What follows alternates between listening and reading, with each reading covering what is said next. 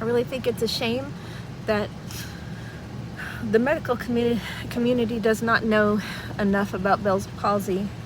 But from what they do know, I think it's a shame that they don't suggest that someone who is diagnosed with Bell's palsy to immediately seek counseling and to get involved in that, because I think that is critical in this experience, to have someone, you know, helping you through it, helping guide you through your emotions, because the emotional impact of your face being disfigured all of a sudden for no reason, or seemingly no reason, you know, just out of the blue, it's devastating to anybody's psyche to go through that.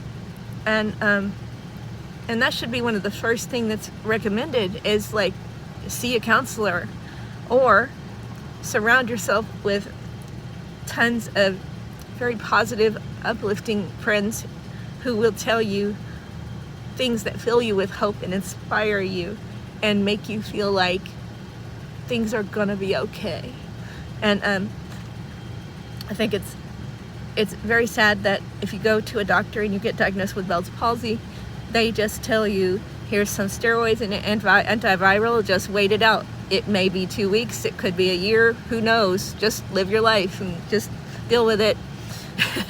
I mean, I don't think that they have no compassion. I just think that there's not enough awareness of what Bell's palsy is and how it impacts someone, not only emotionally but physically. There's so much that happens as a result of having it, that limits you in so many ways, and it creates a lot of fatigue and stress. And if you're working and all of a sudden you can't work, that's a lot more stress too. And stress is one of the causes of Bell's palsy. So if you got chronic stress and then all of a sudden you got more stress because of Bell's palsy, how are you going to get better? I mean, you know, so I don't know.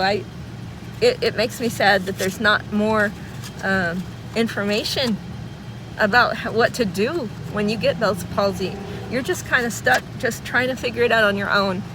And there's a lot of doctors that, you know, kind of scoff at Dr. Google, but I mean, when you get diagnosed with something and the doctor doesn't know what to do, what are you going to do? Dr. Google's your best shot, right? Yeah,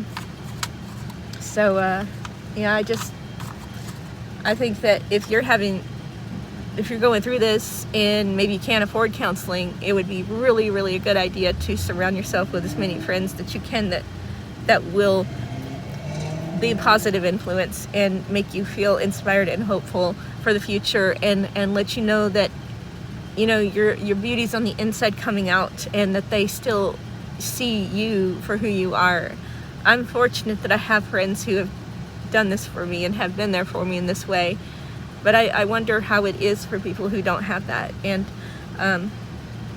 anyway, if you ever get diagnosed with Bell's palsy, I think the very first thing you should do, besides taking your treatments, steroids and antiviral, and seeing an ophthalmologist or an ENT, is to get counseling and get that support that you need so that you don't fall apart, because it is emotionally devastating to go through.